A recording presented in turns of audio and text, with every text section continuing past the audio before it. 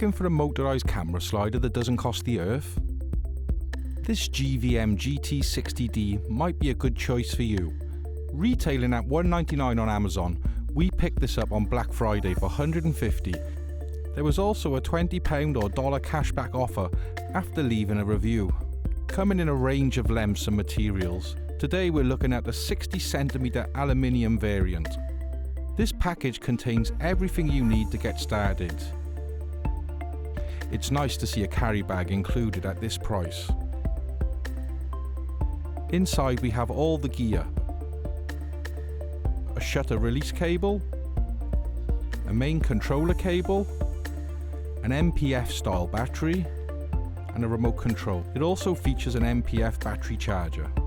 Operating the slider is pretty straightforward. Its highlight for us was the simplicity and ease of use. You connect the battery directly onto the remote control, and from there it's just one cable to connect the remote to the slider and you're ready to shoot. The camera base plate has a lock-in mechanism for when it's being transported.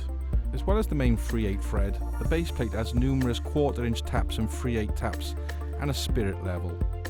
The motor is non-detachable and located on the side of the slider.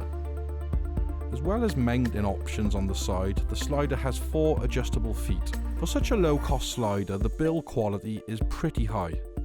Underneath the slider there's 3 sets of mounting points, which let you mount the slider on a tripod. If using a lot of weight, separately sold mount arms can be used to stop the slider from moving under the weight. This is highly advisable if you're mounting a big camera or your tripod isn't too strong. When mounting on a tripod, you get lots more angle options, which can make for interesting footage. This can be especially useful when filming products in a studio. On vertical operation, always have the motor at the top of the slider, or we found it slips. Whatever speed you're using, we found this slider to be very smooth and stable, with lots of degrees of variation in the speed of the unit.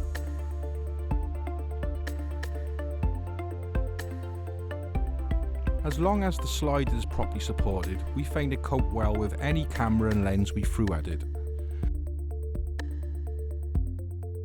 The slider can also perform time lapses, but the included cable is only half of what you need, so we can only test its video functions today.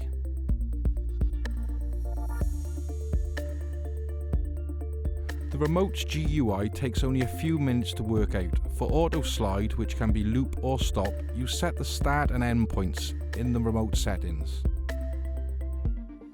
The camera will then move between these 2 points, repeating the move if required.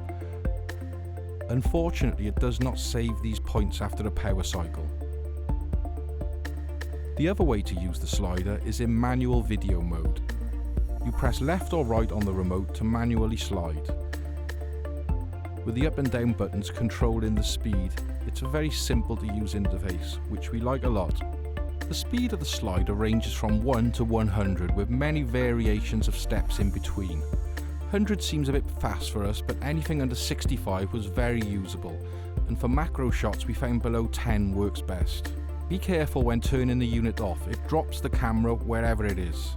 This unit is designed for smaller mirrorless cameras, but if using flat, we found it held anything we threw at it, like this camera on a gimbal, or the Blackmagic Pocket 6K fully rigged up. But if you're using it at angles or vertical, it's best to stick with smaller cameras, like the GH5 or the NX1 with a smaller pancake lens. Overall, for the cost, it's a very nice product that's nice and simple to set up and operate. With a multitude of mounting options and really smooth footage, it does everything we want in a small scale slider. Whatever camera and lens combo we threw at it, the footage was always jitter and shake free. It may not have the added options of higher price sliders, but it also loses the complexity of those sliders and delivers the main function of a slider for the fraction of the price. And if you're just dipping your toes into the sliders market, it could be the perfect tool for you. Whether you're using for food marketing, product marketing, or anything else, this low-cost motorised slider gets a thumbs up from Gear Freaks. Thanks for watching this Gear Freaks review. Join us next time.